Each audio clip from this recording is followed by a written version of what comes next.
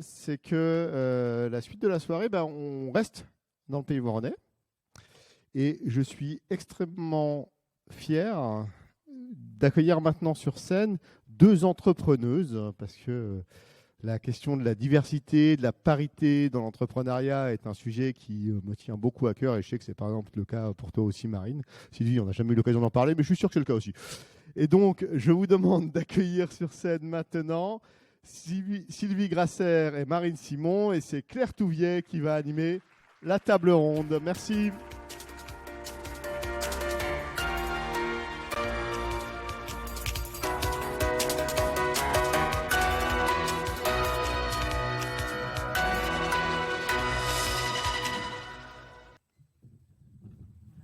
Bonsoir à tous.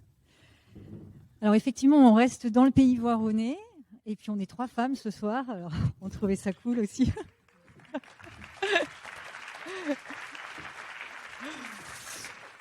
Et donc on est très heureux d'accueillir Sylvie Grasser et Marine Simon. Sylvie Grasser, on n'y est pas, pardon, excuse-moi Grasser, excuse-moi.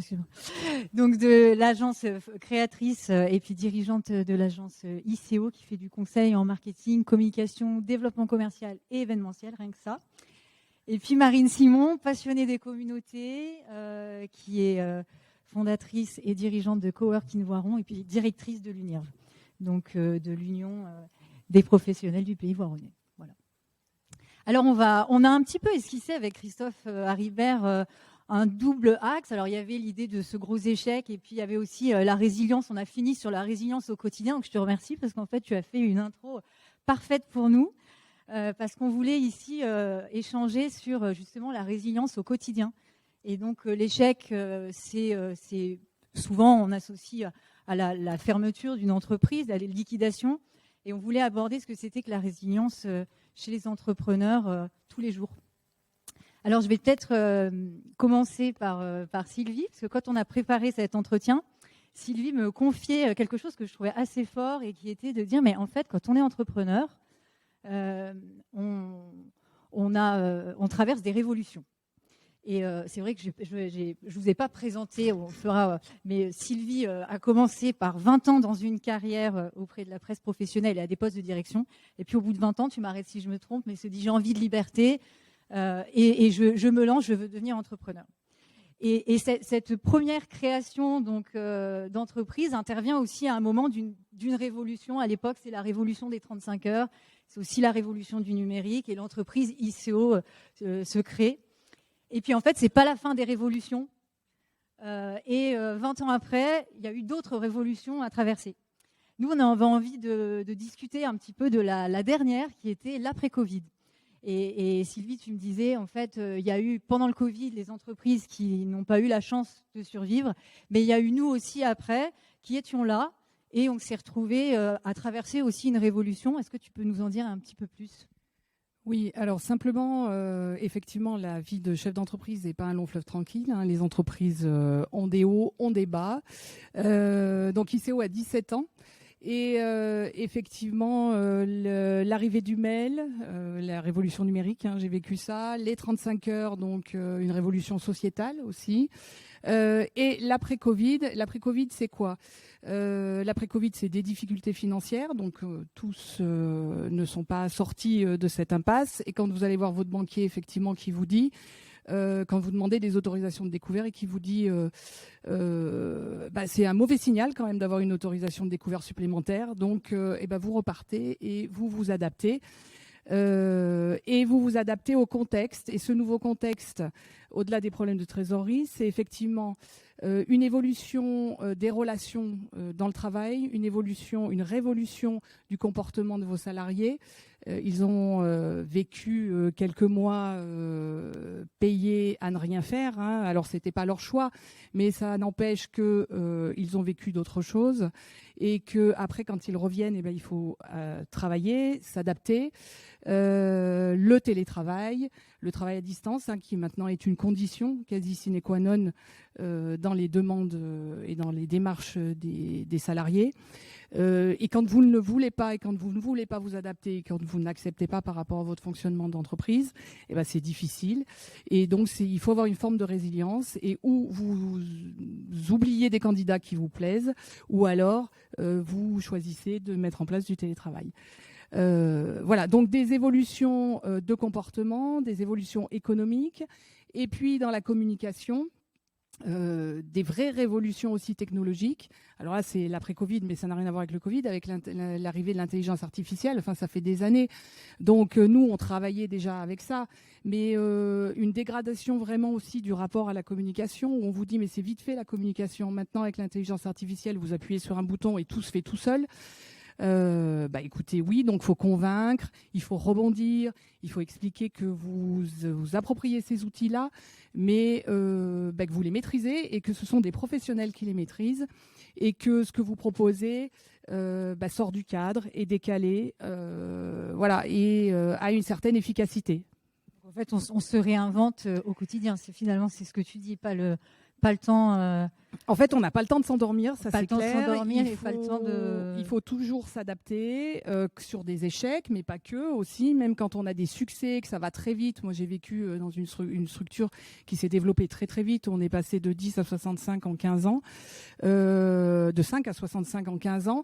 Et ben ça, c'est aussi une vraie révolution. Il faut s'adapter parce que les locaux, la place, les moyens, etc., etc. Donc, que ce soit des succès ou des échecs, il faut en tirer la scientifique moelle, mais il faut avancer, rebondir, et il faut être foncièrement quand même optimiste, je crois, quand on est chef d'entreprise. C'est ce qu'on entendait, je crois que c'est ce qu'on a aussi entendu dans le premier témoignage, également chez toi. Alors peut-être sur une note un peu plus piquante, Marine. Donc toi, Marine, tu es tombée dans l'entrepreneuriat très tôt, puisqu'en fait, tu n'as fait que ça. En master, tu as commencé à créer ta première boîte. Et puis après, toi qui es passionné des communautés, tu t'es vraiment professionnalisé dans les communautés. Et alors toi, tu me confiais qu'il y avait quelque chose qui au quotidien était difficile et pour lequel tu avais mis des actions concrètes en place dans ton entreprise. C'est l'hyper-responsabilisation des dirigeants. Tu m'as dit, on est quand même la soupape entre le monde extérieur et l'entreprise.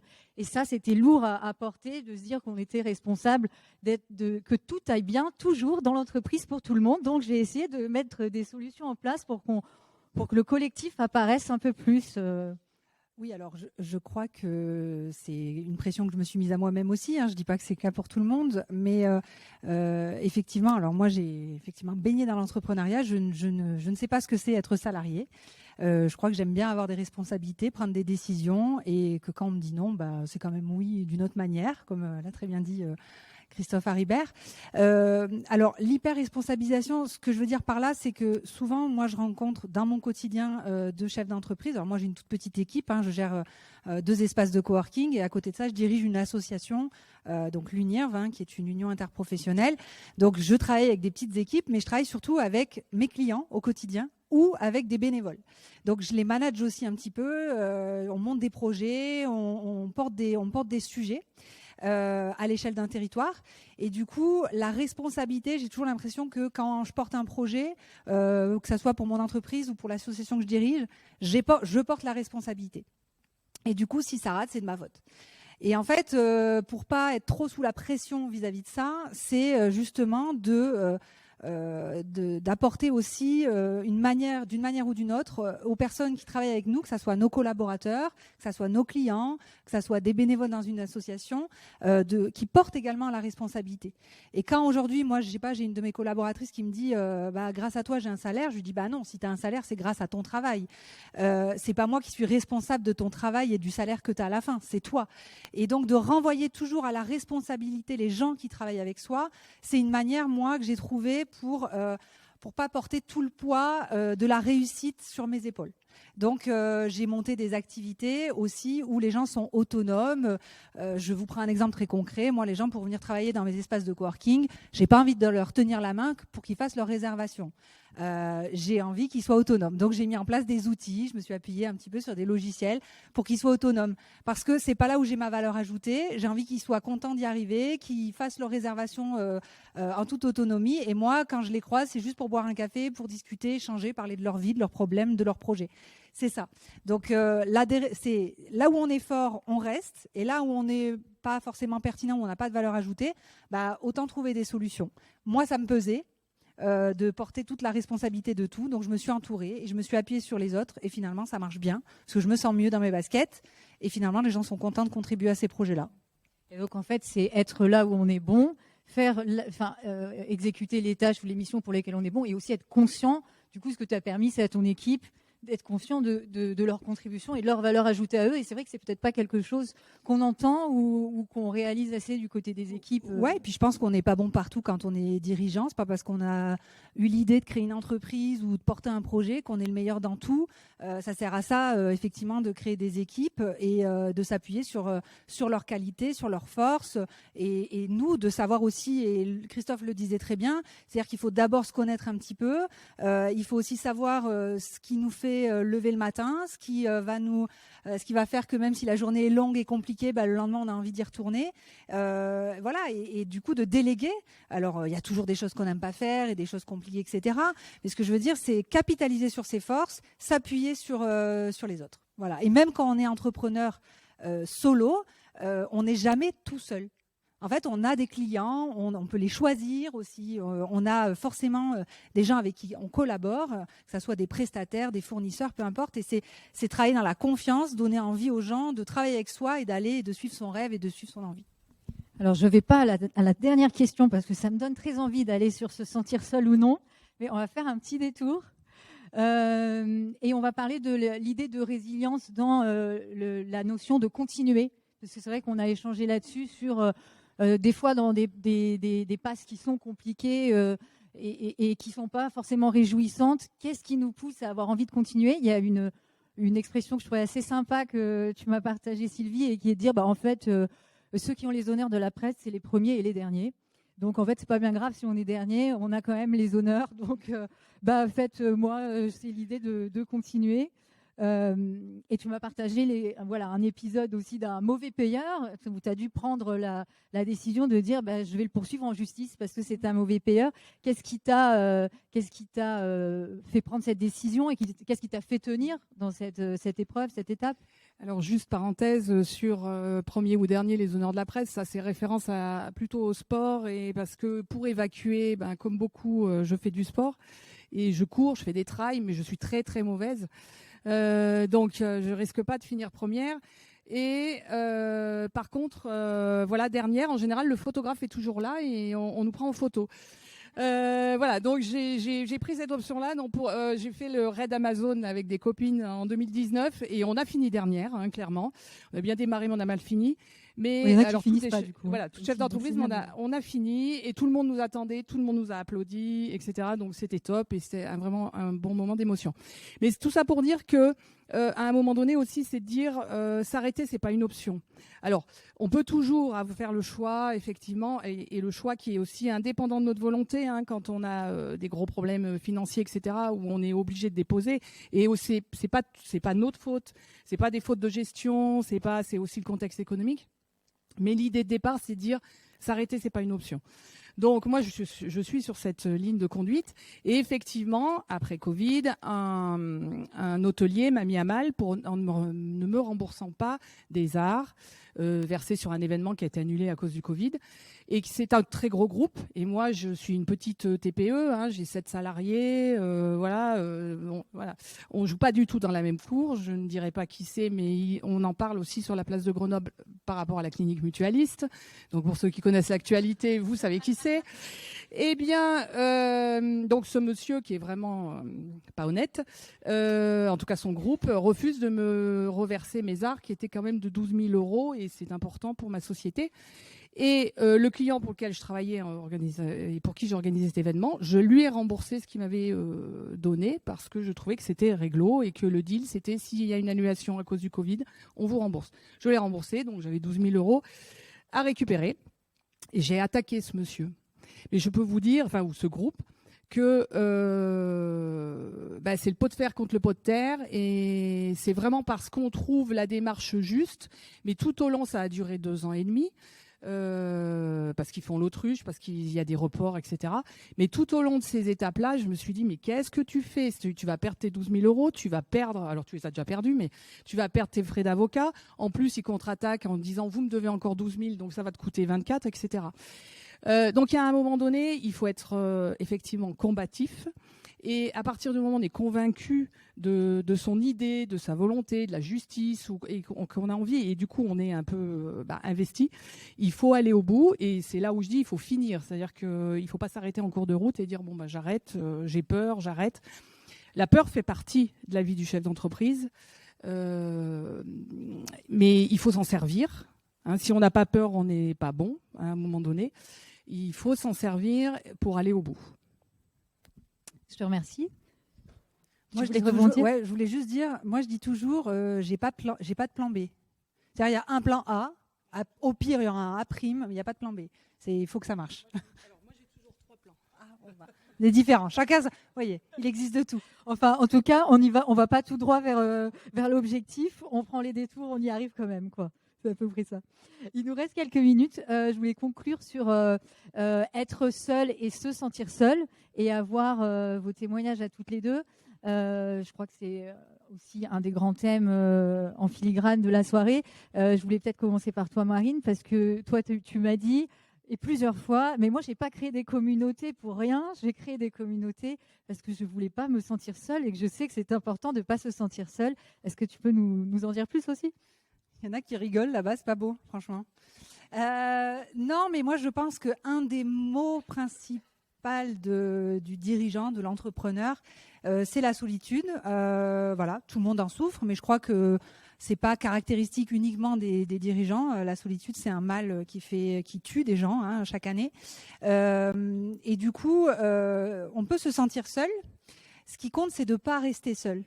Et pour pas rester seul, moi j'ai fait le choix de effectivement créer des communautés. Ce que tu dis depuis tout à l'heure, peut-être que ça parle pas aux gens, mais effectivement j'ai créé des communautés d'entrepreneurs ou des réseaux d'entreprises. C'est un peu finalement tout le fil conducteur entre toutes les activités que j'ai pu créer. Et parce que je crois que je suis la première cliente de mes activités, la première cliente des réseaux que j'ai créés, parce que je crois que quand on est seul et qu'on reste seul, on fait des mauvais choix parfois.